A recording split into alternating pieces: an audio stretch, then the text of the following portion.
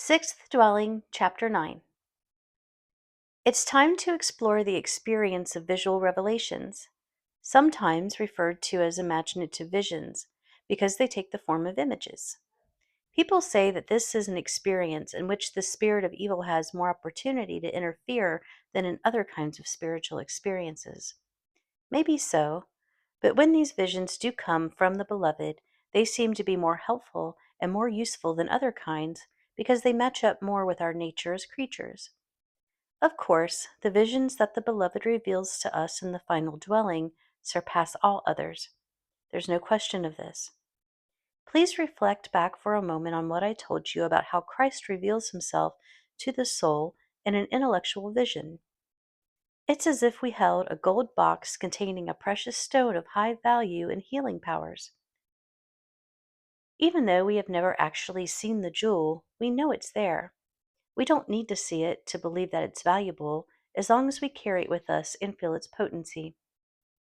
We have experienced its power to cure us of certain maladies that no other medicine could touch. Still, we don't dare to open the box and look at the stone, nor could we even if we tried. The only one who knows how to open this container is the owner of the jewel. He has loaned it to us for our good. The box belongs to him, and so he keeps the key with him. When he wants us to see what's inside, he will open it. He will also take the jewel back whenever he feels like it, and sometimes he does. Let's say that one day the owner of the miraculous stone decides to open the box for the benefit of the person borrowing it. Once she has seen the beautiful brilliance of the jewel, it will remain engraved in her memory forever so that she can easily recall its splendor. This makes her very happy. That's what happens when an intellectual vision is supplemented by a visual revelation. When the beloved is pleased to bring greater consolation to the soul, he might reveal to her an aspect of his most sacred humanity. He does this in whatever way he thinks is best for the soul, sometimes in the form of Jesus, as he was when he walked the earth, sometimes as the resurrected Christ. The vision happens so quickly it can be compared to a streak of lightning. Yet this glorious image is burned so deeply in the imagination that I think it will not disappear until the soul encounters it again in a place where she can enjoy it without end. I'm calling this an image, but please understand that the person it appears to is not seeing it externally in the same way that you would view a painting, but internally and fully formed, like something that is really alive. It may even speak to the soul, revealing great secrets. While the soul finds this vision utterly captivating, she can no more easily fix her inner gaze on it than she could stare into the face of the sun with her outer eye, and so it passes swiftly. I wouldn't know what to say about visions that come through the external sense of sight. You can never be sure about what you haven't experienced, and the person I mentioned, whom I know intimately, has only had the interior variety of vision. The brilliance of this inner revelation is like infused light, like the sun passing through something transparent, like a cloth woven from fibers of diamond. Whenever God grants this blessing, it sends to the soul rapture. What creature could endure such a magnificent sight? Even if a person were to live 1,000 years, she could never fit her imagination around the sheer beauty and sweetness of the beloved's presence.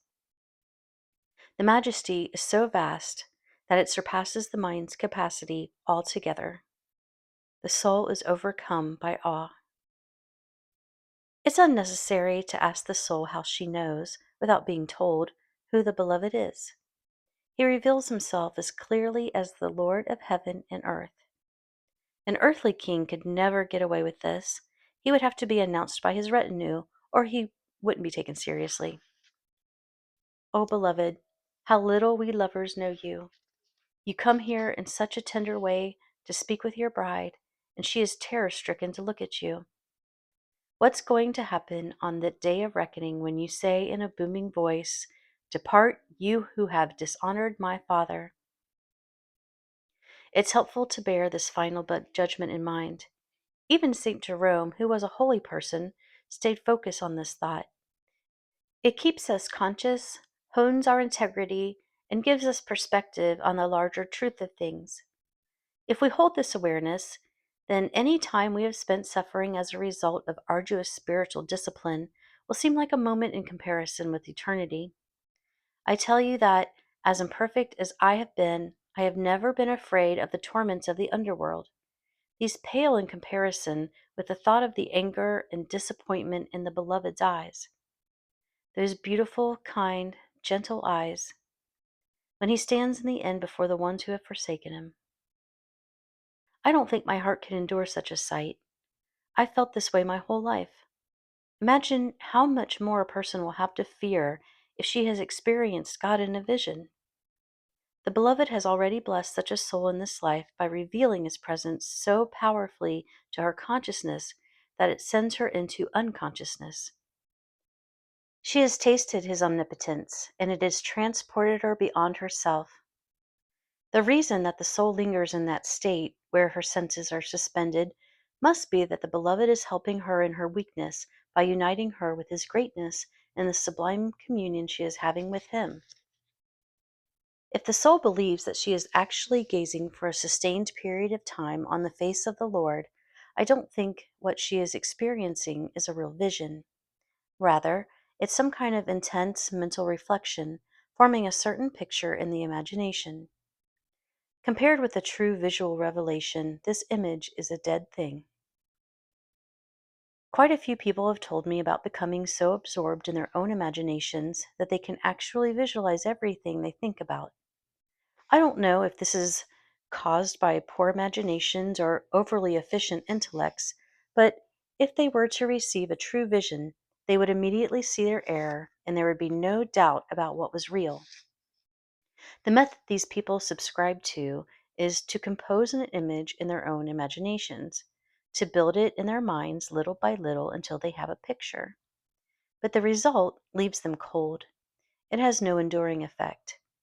Even seeing an external sacred object has more impact on the soul than these fabrications of her own imagination. We shouldn't pay too much attention to these subjective images. We will forget them even more quickly than we forgot a dream. A true vision is not fleeting, and it's not volitional. The last thing a soul is thinking of at the time is that she is about to see something holy. Suddenly, a vision reveals itself whole, throwing the senses and faculties into frightening chaos, only to set them down afterwards in happy peace. It's like when St. Paul was thrown to the ground and a storm exploded in the sky. That's what happens in the inner world. There is a powerful stirring, and then all of a sudden, everything grows quiet. Such great truths are taught to the soul in this way that she needs no other master. Without any effort on the soul's part, true wisdom overcomes unconsciousness and certainty replaces doubt. This is a gift from God. It endures for some time. No matter what anyone else may say to try to alarm her, the soul knows that she has not been deceived with this vision. Later, if a person in a position of spiritual leadership plants fear in her heart, God may allow the soul to vacillate a little. She might question whether or not she is deluded herself and wonder why God would grant such a blessed favor to someone as insignificant as she is. But the soul doesn't really believe this. The spirit of evil can stir up doubts, just as it can make trouble in those other areas, and these can momentarily compromise the soul's faith. Yet, the more challenged a soul is about her spiritual certainty, the more certain she grows. She knows that the spirit of evil could never leave such bountiful blessings inside of her. This is true. The spirit of evil has no power in this deep inner peace.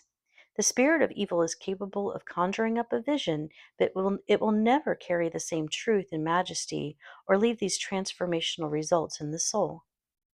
If the person to whom God grants this favor cannot even describe it, how can her spiritual advisor be expected to understand it? If he has not seen the vision himself, it's likely to frighten him, and rightly so. The best thing is to proceed with caution and wait for the fruits of these apparitions to ripen in the soul. Little by little, humility grows deeper. Little by little, virtues grow stronger. If the vision comes from the spirit of evil, it will soon become obvious. A web of untruth clinging to the soul will be a clear sign. If the spiritual advisor has experience and has himself been graced with visions, he will not require much time to be able to distinguish between a vision from God, a trick, a trick played by the spirit of evil, and a mental delusion. If God has given him the gift of discernment, he will know what's going on as soon as it's described to him.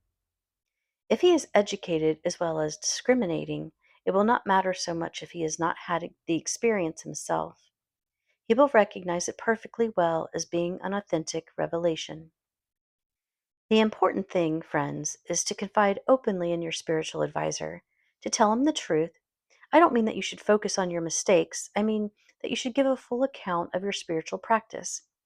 If you are unable to do this, then I can't help question whether you are on the right track and if the teachings you are receiving are divine or not. God seems to appreciate honesty and candor. He seems to want us to speak as clearly to his representatives as we would to him. And he seems to be happy when we disclose all our thoughts to our spiritual guide and report on all our spiritual activities, no matter how trivial. If you are forthcoming about your inner life, you do not have to be anxious or worried. If you are humble and have a calm conscience, even a vision that does not come from God will do you no harm. His Majesty is able to draw goodness out of wickedness. When the road by which the spirit of evil tried to lead you astray will instead yield greater blessings, you will be so grateful to God for granting you such a wonderful favor that you will strive to please him more and more. You will keep his image burning in your heart. There is much benefit the soul can draw from these opportunities for remembrance the beloved manifests for her. When she thinks of Christ, of his life, and of his passion, she recalls his most gentle and beautiful face, and she finds this deeply consoling. It's like here on earth, it makes us happier to see someone we know and love who has helped us on our way than to encounter someone we have never met or even heard of. I assure you, remembering God brings comfort and joy. This kind of vision brings many other blessings, but that's enough for now. I have said a lot already and will say more later. I don't want to tire myself out or bore you by going on. The last thing I want to talk about is this. If you hear that God has granted this favor to other souls, do not beseech him to lead you the same way. It may seem to you to be a very good path, a path to be desired and admired, but there are a few reasons why it would not be wise to ask for it. First, it shows a lack of humility to demand what you have not earned. A simple laborer would not aspire to be a king because such a thing would be impossible and he would not feel worthy. A humble soul would have the same feeling about exalted spiritual experiences. I believe that these visions will never be granted to those who crave them. God first gives the soul depth and knowledge. How else is a soul with such lofty ambitions going to realize that the Beloved is already doing her a great favor by not banishing her into exile for all the mistakes she has made? Second, a soul in desire is in greater danger of being deceived. All the spirit of evil needs is to see a door a little bit ajar, to squeeze in and play 1,000 tricks on us. Third, when there is a great desire, the imagination itself makes a person think that she sees and hears what she is longing for.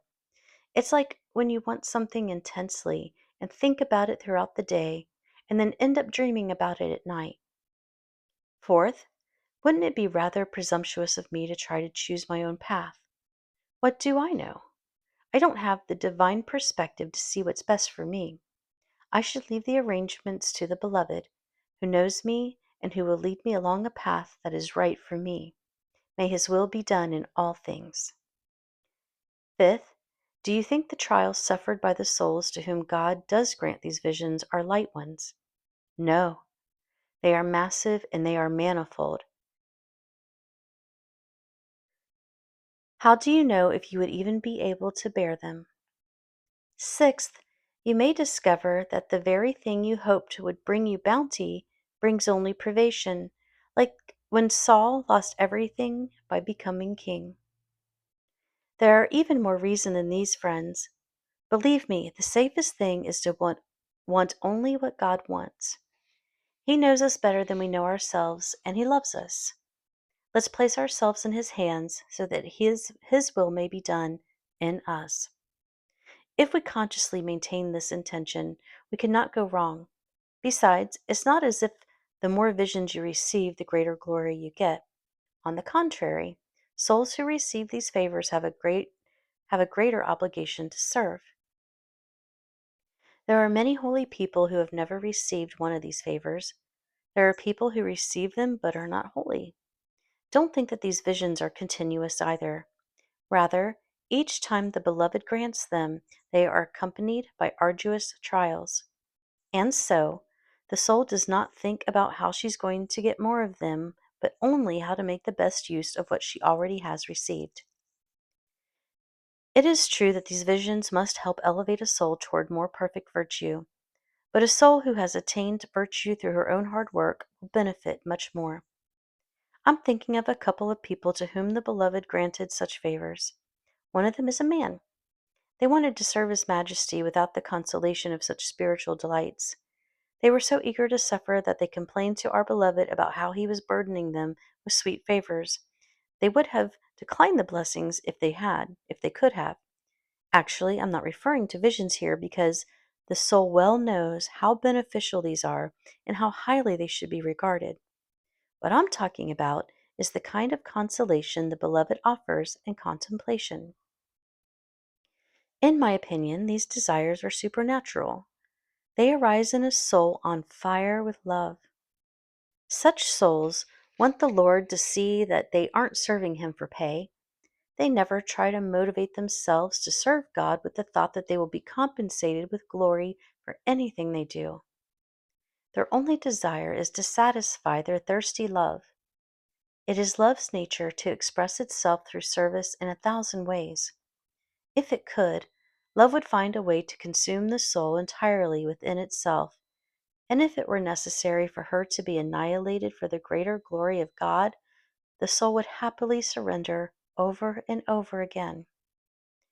May He who reveals His greatness by lowering Himself to commune with mere creatures be forever praised. Amen.